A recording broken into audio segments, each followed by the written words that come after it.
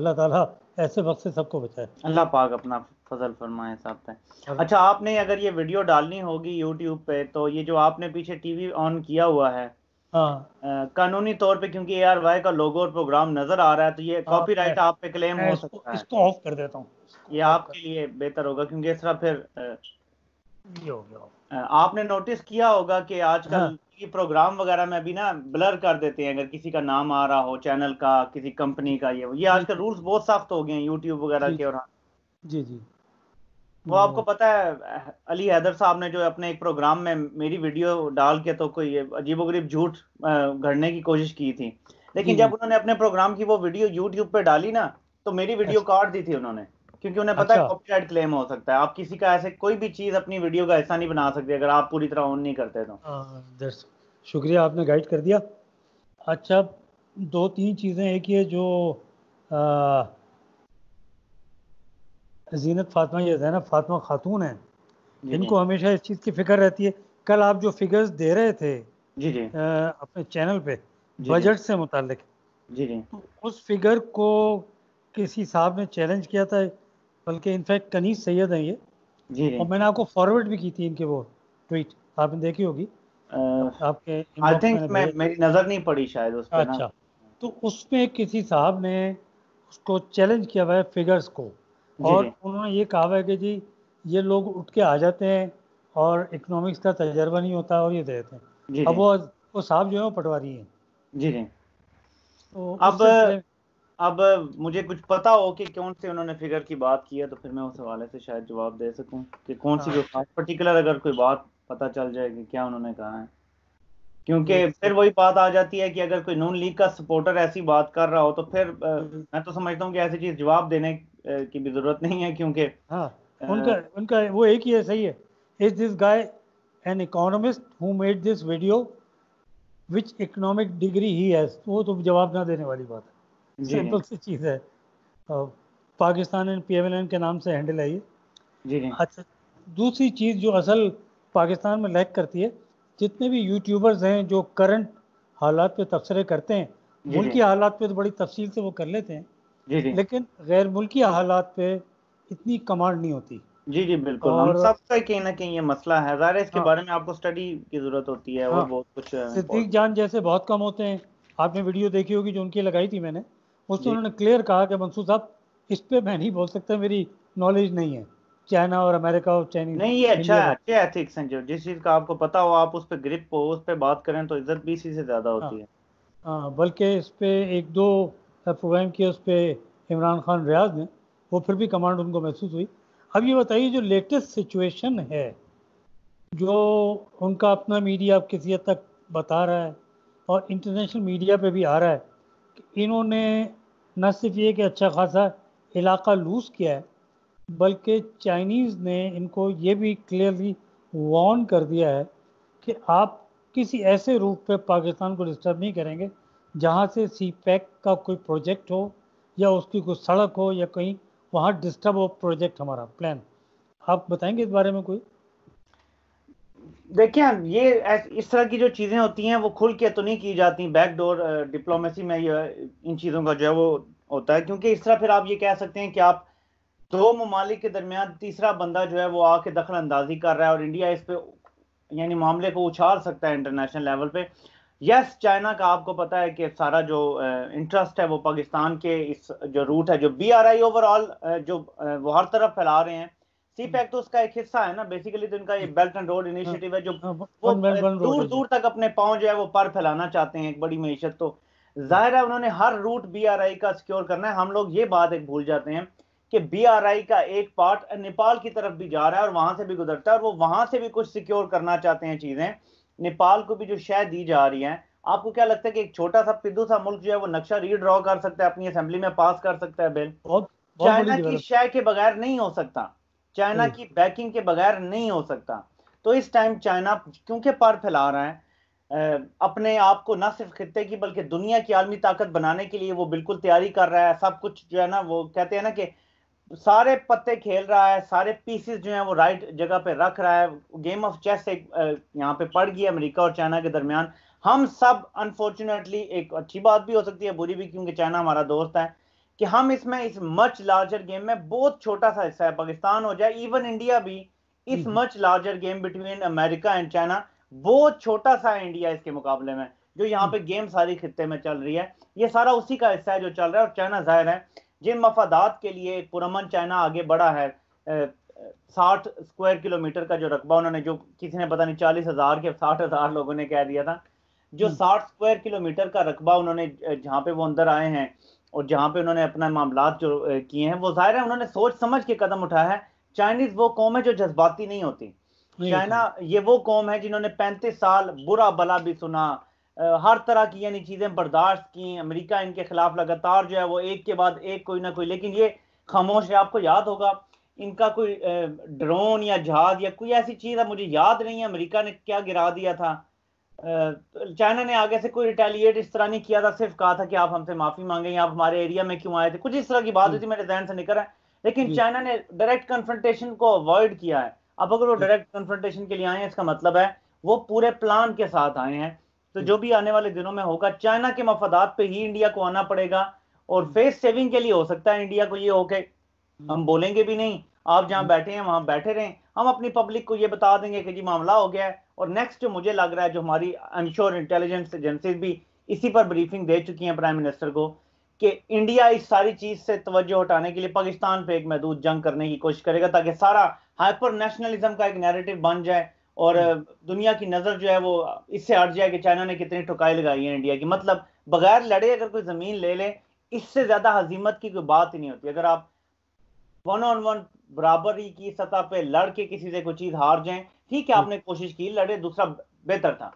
आप लड़े बगैर दे दें तो ये तो इंतहाई बुजदिली है जो इस वक्त इंडिया ने दिखाई है कि अपनी जमीन अपना जिसको वो क्लेम करते हैं, हालांकि उनकी है नहीं, क्लेम तो वो करते हैं, तो वो उसके लिए लड़े भी नहीं और इसी तरह से चाइना ने आके कब्जा कर लिया। वो इसको बदलने के लिए कुछ करें। पाकिस्तान के लिए असल चीज ये है कि हमें शायद इंडिया से एक महदूद पैमाने की जंग जो है वो आने वाले कुछ माह में जो है उसकी तरफ जाना पड़े। पाकिस्तान की मीडिया की बेहिसी पे अगला सवाल तो मैं आपसे करता हूँ। एक कल हिंदू ने खुदकुशी की, एक्टर था जिसने धोनी का रोल अदा किया था किसी फिल्म में, मैं तो जानता भी नहीं उसको, सोशल मीडिया पे देख रहा था तो वो पाकिस्तान का जो मीडिया था वो सब शोक में डूबा हुआ था।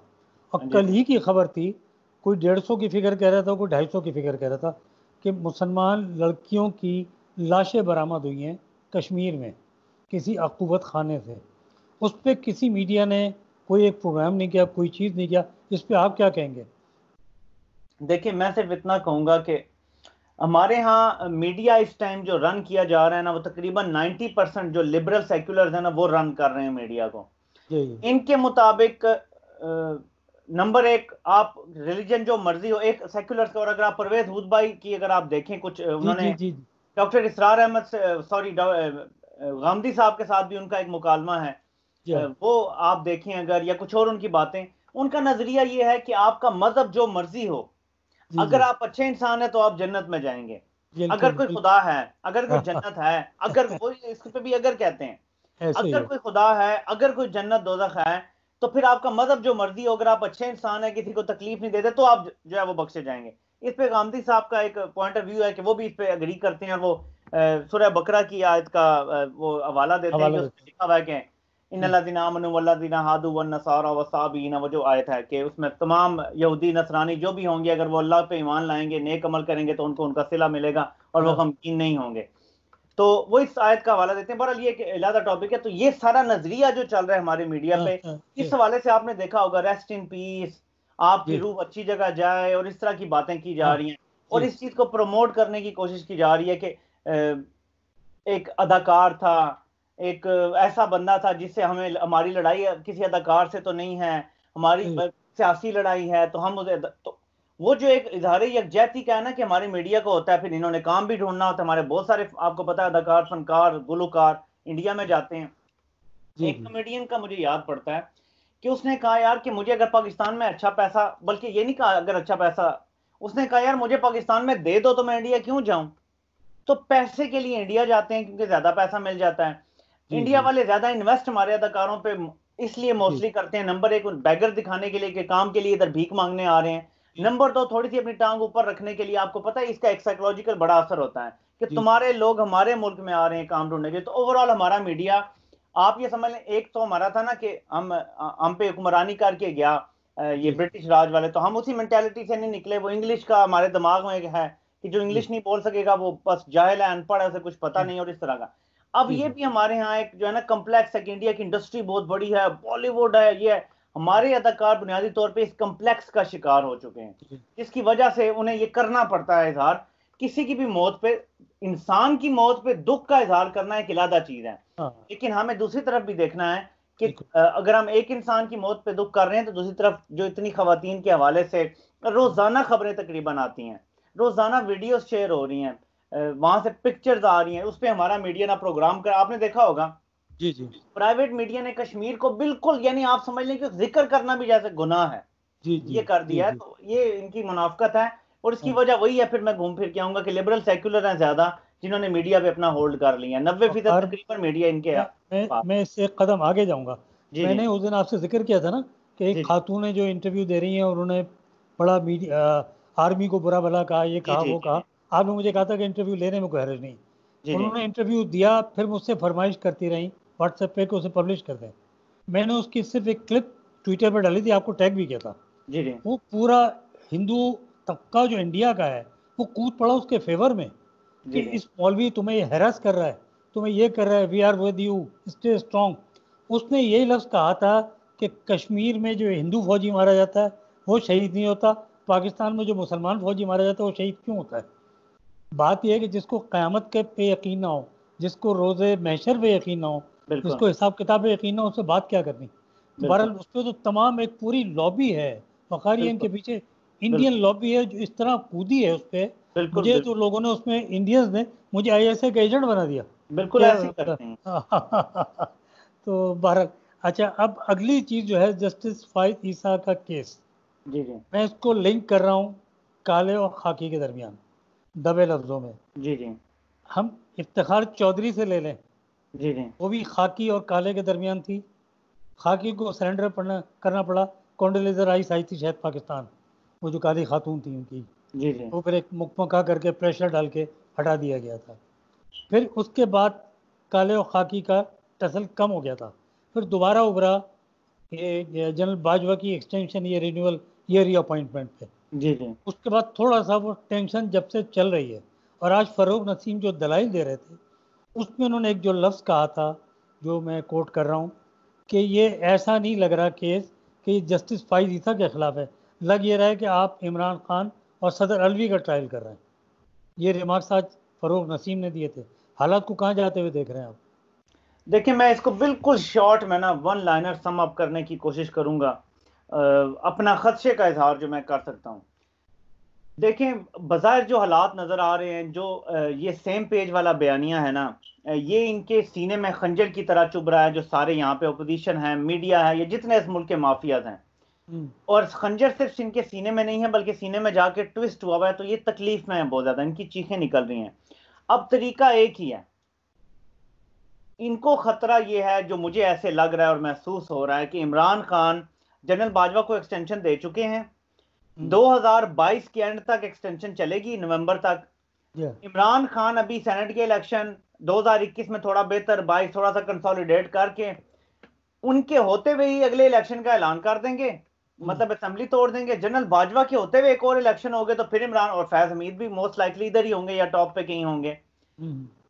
इनको खतरा यह है कि इमरान खान अगली टर्म के लिए भी आ जाएगा, अगर यही सेटअप रहा तो फिर ये जो सारा केस है, ये दूसरी तरफ जाने की, इसको ले जाने की कोशिश की जा रही है कि इसके जरिए शायद, जैसे एक रिमार्क आया था कुछ दिन पहले भी, कि आपको पता है एक जो जमहूरी हुकूमत है वो जा चुकी है हाँ जी जी, बिल्कुल जासूसी करने के जुर्म जी में। तो बिल्कुल। ये उस तरफ लेके जा रहे हैं कि इमरान खान को, अगर एक पेज भी है, अगर इमरान खान के साथ मसला भी नहीं है ताकतवर इदारों को, तो फिर तो इमरान खान अगली टर्म के लिए भी आ जाएगा, फिर तो कोई नहीं रोक सकता। और ये जो इस नर्सरी की पैदावार है, इनसे बेहतर तो कोई नहीं जानता। तो मुझे लगता है कि घुमा फिरा के बात उस तरफ जा रही है कि किसी तरीके से इमरान खान को जो है वो बीच में से, किसी भी तरीके से, क्योंकि हम नहीं कर सकते, असेंबली में करेंगे तो फिर प्रॉब्लम होगा, हाँ क्योंकि हाँ जो कई वादे हैं, कुछ जी लोग खामोश बैठे हैं तो जेल में नहीं है, कुछ लोग मुल्क से बाहर इसीलिए गए हैं, वो वादे जी टूटते हैं अगर असेंबली में ये करते हैं, जी लाते जी हैं वो इमरान खान को माइनस करने के लिए। जी। तो वादे भी किए हुए हैं, लेकिन पीठ पीछे जो छुरा घोंपने का मुझे लग रहा है ये सूरत हाल उस तरफ ले जाने की कोशिश की जा रही है। बाकी देखते हैं आगे इंसाफ होता है या नहीं होता। अच्छा, और अगला जो सवाल है, अगेन वही, आपको से याद नहीं रहा है, ये जो बजट आया है जी जी इसको थोड़ा सा ब्रीफ, क्योंकि मैं जिस इंडस्ट्री से वाबस्ता हूँ वो होम अप्लायंस इंडस्ट्री, इलेक्ट्रॉनिक्स। जी जी हम तो बड़ा रिलीफ फील कर रहे हैं कि कोई नए टैक्सेस नहीं है। इवन जो परचेजिंग पे 50,000 के परचेजिंग पे शनाख्ती कार्ड मांगा जा रहा था, वो अब 1 लाख पे चला गया। बजट इस हालात में, किसी भी हालात में इससे बेहतर हो नहीं सकता था। आप थोड़ा सा उसको सम अप कर दें ताकि फिर हम इसको यहाँ वाइंड अप कर देंगे।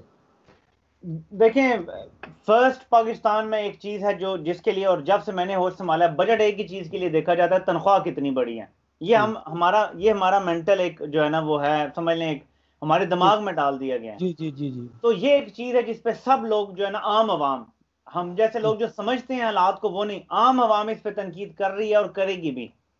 जो सरकारी नौकर है वो भी, जो सरकारी नौकर नहीं है वो भी एक्चुअली इस पे तनकीद करेगा। इसके अलावा, और ये जो मजबूरियां हैं, ये एक अलग चीज है कि कैसे आईएमएफ के साथ, वो तो आपको कटौती का कह रहे थे, बड़ी मुश्किल से करके कहा जी नहीं जी, जहां है वहां स्टे रखी जाएंगी तनख्वाहें, क्योंकि ये तकरीबन हमारा 1,000 अरब का खर्चा आता है तनख्वाहों और पेंशन का हर साल। 1,000 अरब बहुत बड़ा बिल होता है। बहुत बड़ा बिल होता है, तो बिल्कुल। ये तो कटौती करने का कहा गया था। तो इसके अलावा मुझे लगता है कि इस सिचुएशन में शायद ही इससे अच्छा बजट आ सकता था। बिल्कुल पहले सही मैंने बात। आपको नेगेटिव चीज इसलिए बता दी कि लोग ये ना कहें जी कि ये तारीफें करते रहते हैं। जो एक चीज है जो अवाम के लिए है, वो ये है कि अवाम देखती है तनख्वाह बढ़ी है, पेंशन बढ़ी है या नहीं, लेकिन जी उसके अलावा मैं समझता हूँ बहुत सारे टैक्सेस जो हैं वो कम किए गए हैं। जी बहुत सारे टैक्सेस फ्रीज हैं वहीं पे जहां थे, कोई एक्स्ट्रा टैक्स नहीं लगाया सिवाय वो जी। थोड़े से कैफीन ड्रिंक्स के या टबैको के ऊपर या इस तरह का, जो कि ज़ाहिर है हमारी ये सेहत के तो लिए लग्जरी वैसे आइटम है, अच्छी मेरे नहीं है। आपका आइटम ही नहीं है वो। बिल्कुल। जी तो जो चीजें कारोबार के लिए हैं वो भी बेहतरी उसमें आपको जो है वो नजर आएगी। बहुत सारी जो इंपोर्ट थी, खाम माल था, उस पर ड्यूटीज खत्म कर दी गई हैं, जिससे आपको पता है कि इंडस्ट्री को चलने में आसानी होगी, उनका प्रॉफिट मार्जिन बढ़ेगा, जिसके लिए आपकी एक्सपोर्ट्स अल्टीमेटली बढ़ेंगी। लोकल इंडस्ट्री जो है वहां चीजें जो है वो सस्ती आएंगी बाजारों में, और जितनी सस्ती चीजें उतनी खरीदी जाएंगी, तो ये आपकी हर चीज जो है ग्रोथ की तरफ लेकर जाती है। मैं ओवरऑल समझता हूँ कि बजट जो है वो अच्छा है। और एक और चीज जो डिफेंस बजट के ऊपर बात हो रही है कि लोग कहते हैं जी, और ये मैं इस पे आज इंशाल्लाह वीडियो भी अपनी मुकम्मल इसी टॉपिक पे सोच रहा हूँ कि बनाऊं, कि जी बांग्लादेश ने अपने जो तालीमी बजट है वो 15% रखा है अपने जीडीपी का, और जो डिफेंस बजट है वो 6% रखा है, और हम्म, इसीलिए बांग्लादेश हमसे आगे निकल गया है, ऊपर जा रहा है, उसका जीडीपी भी तेज जा रहा है, वो तरक्की भी कर रहा है। मैं सिर्फ इतना बताऊंगा कि हालात देखने पड़ते हैं। बांग्लादेश के दाएं बाएं इंडिया, अफगानिस्तान, ईरान और ये सारा नहीं है। हम्म, बांग्लादेश का इंडिया के साथ कोई कश्मीर का मसला नहीं चल रहा, जो हमारी बिल्कुल। शहर है जहां से हमें रोज जो है पानी की धमकियां, और फिर सैलाब के लिए पानी जी खोल भी दिया जाता है हर साल। जी हमें जी आबी दहशत गर्दी का भी सामना नहीं है, हमें बिल्कुल। हर माशी दहशत गर्दी का उन्हें सामना नहीं है जिस तरह की यहाँ पे हमारे यहाँ है। वहां जी पे एक डिक्टेटर की तरह की हुकूमत है, वहां पे उन्होंने कुचल के रख दिया अपोजिशन को, और कोई बोलने की जरूरत नहीं करता वहां पे। यहाँ हर दूसरे दिन इधर से किसी को पकड़ो तो उधर से स्टे लेके वो आ जाते हैं, और पहले से ज्यादा बड़ा माफिया बन जाता है। इस सारी सूरत हाल में 10-12% जो है वो बजट बढ़ाना आपकी आर्मी का बहुत जरूरी था, क्योंकि हम तो ऐसे लग रहा है कि इसी साल हो सकता है कि जंग हो जाए हमारी इंडिया के साथ, हालात जितने बिल्कुल। जो है वो कशीदा हुए में। तो इस सूरत हाल में मैं समझता हूँ ओवरऑल एक बैलेंस बजट है, इसमें डिफेंस का भी ख्याल रखा गया है और बाकी भी जी, सब चीजों का जो है वो ख्याल रखा गया है। तो खैर मैं आपकी बात को इसमें सेकंड करूंगा। जी जी अलावा इसके कि हमारी इकोनॉमिक कंडीशन बहुत बुरी है, जी जी as compared to other European countries, वो आगे हैं। जी लेकिन जी अगर हम अपने आप को देखें तो we are almost a super power. जी हमें अपनी फौज को नहीं सपोर्ट करेंगे, हमारी सुपर पावर होने की जो एक अल्लाह ने हमें सलाहियत दे दी, एक हमें कुव्वत दे दी, हमें मित दे दी, वो टूट जाएगी। बिल्कुल बांग्लादेश तो एक कॉलोनी है इंडिया की। बिल्कुल ऐसे वो ही है। वो इंडिपेंडेंट स्टेट ही नहीं है, वो एक बिल्कुल कॉलोनी है। है। बिल्कुल अभी है। चाइना के जब मफादात वहाँ जाएंगे तो देखिएगा बांग्लादेश भी उनको